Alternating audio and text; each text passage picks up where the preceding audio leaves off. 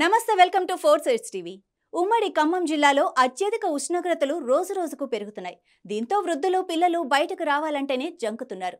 జిల్లాలో అత్యధికంగా 46 డిగ్రీల వరకు ఉష్ణోగ్రతలు పెరగటంతో ప్రజలు ఉక్కపోతతో ఇబ్బందులకు గురవుతున్నారు. ఎండల తీవ్రత ఎక్కువగా ఉండటంతో అత్యవసరమైతేనే ఇంట్లో నుంచి బయటకు రావాలని, ఉదయం 9 గంటల నుంచి సాయంత్రం 5 గంటల వరకు ఇళ్లలోనే ఉండాలని వైద్యులు సూచిస్తున్నారు. వేసవిలో జాగ్రత్తలు పాటించాలని చెబుతున్న ప్రముఖ డాక్టర్ గిరిసింహారావుతో మా ఖమ్మం జిల్లా ప్రతినిధి గోవింద్ ఫేస్ టు ఫేస్. ఉమ్మడి ఖమ్మం జిల్లాలో ఎండ తీవ్రత ఎక్కువగా అని చెప్పవచ్చు. ఈ నేపథ్యంలో ఇటు జిల్లా వ్యాప్తంగా కూడా ప్రజలు బయటకు వెళ్ళడానికి జరుగుతున్న పరిస్థితి ప్రధానంగా చూసినట్టయితే ఈ ఎండ తీవ్రత మాత్రం వృద్ధులు కానీ అదేవిధంగా పిల్లలు కానీ చాలామంది కూడా ఇంటికి పరిమితమైన పరిస్థితి. ఈ నేపథ్యంలో అసలు ఈ ఎండ తీవ్రత వల్ల ఎలాంటి ఇబ్బందులు వెళ్తాయని మనతో మాట్లాడడానికి ప్రముఖ వైద్యులు గిరిసింహారావు డాక్టర్ గారు మనతో పాటున్నారు. వాళ్ళని అడిగి నిలుస్తున్నాం. సార్ చెప్పండి సార్. నమస్తే సార్. క్రమంగా ఈ ఎండల తీవ్రత చూసినట్టయితే గతంలో కన్నా ఈసారి ఎక్కువ దాదాపు 46 డిగ్రీ వరకు ఎండ తీవ్రత రావడంతో మాత్రం ప్రజలు అనేక ఇబ్బంది పడుతున్నారు. ముఖ్యంగా చిన్నపిల్లలు కానీ అదేవిధంగా వృద్ధులు కానీ బయటకు వెళ్ళిన పరిస్థితి ఉంది. ఈ నేపథ్యంలో అసలు వాళ్ళు బయటకు వెళ్ళాలంటే ఎలాంటి జాగ్రత్త తీసుకోవాలి? ఎండ తీవ్రత ఎలా ఉంది? ఈ రోజుల్లో మీరు చెప్పినట్టుగా నిజంగానే 46 దాటిపోయేటువంటి పరిస్థితిలో ఉన్నాం మనం మే ఫస్ట్ వీక్లో. ఇంత దారుణమైనటువంటి ఎండల్లో ప్రజలందరూ కూడా చాలా అప్రమత్తంగా ఉండాలండి. ఎందుకంటే గత 3-4 రోజుల నుంచి మేము కూడా చూస్తున్నాం, వడదెబ్బకి గురి అయ్యేటువంటి పేషెంట్స్ చాలామంది వస్తున్నారు. ఈ వడదెబ్బ అనేది చాలా ప్రమాదకరమైందండి. మనకు తెలియదు, ఉండి ఉండి బాగానే ఉన్నాం అనుకుంటాము, సడన్ కొలాప్స్ అనేది దీంట్లో జరుగుతుంది. సడన్ కొలాప్స్ అంటే ఉన్నది ఉన్నట్టుగానే అలాగా పడిపోవటం అనమాట. సడన్గా కొలాప్స్ అయిపోయి కోమాలోకి వెళ్ళిపోవడం జరుగుతుంది. ఇంట్లోంచి బయలుదేరేటప్పుడు బాగా ఉన్నటువంటి వ్యక్తి సడన్గా కొలాప్స్ అయిపోయి రోడ్డు మధ్యలోనో లేదా వెహికల్లోనో పడిపోయేటువంటి సన్నివేశాలు సంఘటనలు మనం చూస్తున్నాం. కాబట్టి దయచేసి ప్రజలందరూ కూడా చాలా అప్రమత్తంగా ఉండాలి. ముఖ్యంగా వారి పనులను వాయిదా వేసుకోండి. దయచేసి పొద్దున 11 నుంచి సాయంత్రం 5 వరకు వీలైనంత వరకు ఎండలో బయటికి వెళ్ళకపోతేనే మంచిది. తప్పనిసరిగా వెళ్ళాల్సిన వచ్చిన వాళ్ళు మాత్రం చాలా జాగ్రత్తలు తీసుకోవాలి. ముఖ్యంగా దీనిలో ఏమంటామంటే ఇంట్లోంచి వెళ్ళేటప్పుడే ఫుల్ హైడ్రేషన్తో వెళ్ళడం అనేది అలవాటు చేసుకోండి. అంటే ఇంట్లోంచి బయటికి వెళ్ళేటప్పుడే మంచినీళ్ళు కానీ తర్వాత ఇతరత్ర ద్రావకాలు కానీ తీసుకొని ఫుల్ ఫ్లెడ్జ్డ్గా తీసుకొని బయటికి వెళ్తే కొంతవరకు సేఫ్గా ఉంటుంది.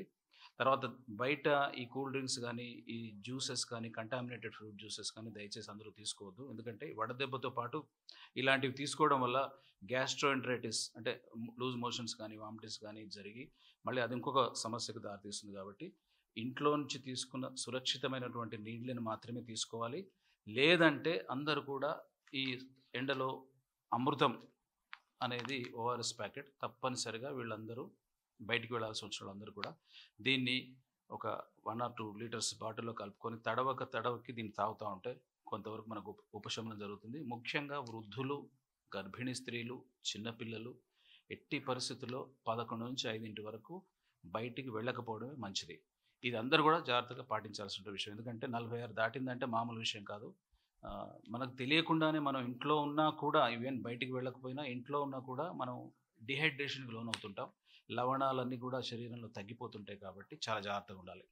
ఓకే. అంటే ప్రధానంగా ఇప్పుడు చాలామంది కూడా వివిధ పనులకి ఇటు ఉద్యోగాలకు కానీ ఇతరతర పనులకు వెళ్ళే వాళ్ళు ఎలాంటి జాగ్రత్త తీసుకోవాలి? తీసుకున్న జాగ్రత్తల విషయంలో కూడా చిన్నపిల్లలు కానీ వృద్ధులు కానీ ఇంకెట్లా జాగ్రత్త తీసుకోవాలి? తప్పనిసరిగా అంటే ఇట్లాంటి తప్పనిసరి పరిస్థితుల్లో మనం బయటికి వెళ్ళాల్సిన వాళ్ళు ఏం చేయాలంటే వాళ్ళు ఒక తెల్లటి క్యాప్ని కానీ లేకపోతే తెల్ల దుస్తులు కానీ తెల్ల రుమాలు కానీ ముఖానికి కట్టుకోవడం చాలా ఇంపార్టెంట్. అయితే రెండో ఇంపార్టెంట్ విషయం ఏంటంటే వాళ్ళ వెంట ఈ ఓఆర్ఎస్ ద్రావణాన్ని కానీ లేదా నీళ్ళని కానీ తీసుకొని దాహం వేసినప్పుడు మాత్రమే కాకుండా తడవకి దానికి తాగుతూ ఉండాలి. అది చాలా ఇంపార్టెంట్.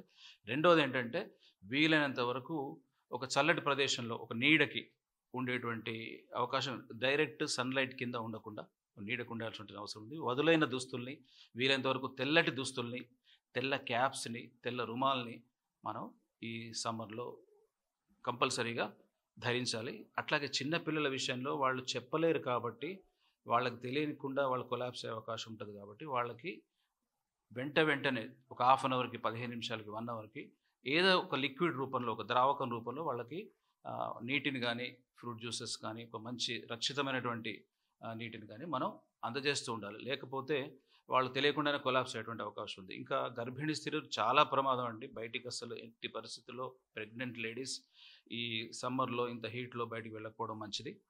అట్లాగే ముఖ్యంగా షుగర్ బీపీ పేషెంట్స్ ఉన్నవాళ్ళు 65 దాటిన వాళ్ళందరూ కూడా వీలైనంత వరకు ఇంట్లోనే ఉంటే బెటర్.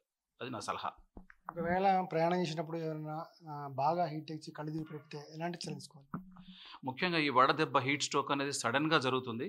దీంట్లో లక్షణాలు ఎలా ఉంటాయంటే ఉండి ఉండి చెమటలు రావడం ఒకటైతే సడన్గా చెమటలు కూడా తగ్గిపోతాయి, ఒళ్ళంతా చల్లబడిపోతుంటుంది. తర్వాత టెంపరేచర్ అనుకోకుండా సడన్గా మళ్ళీ పెరుగుతూ ఉంటుంది, 104 డిగ్రీలు హై టెంపరేచర్ కూడా వచ్చే అవకాశం ఉంటుంది. వామిటింగ్స్, మోషన్స్ అవుతూ ఉంటాయి.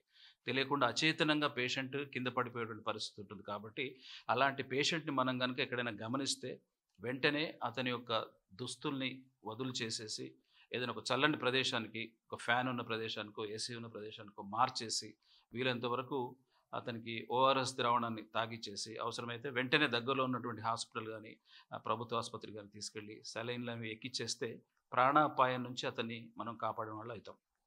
Okay sir, thank you.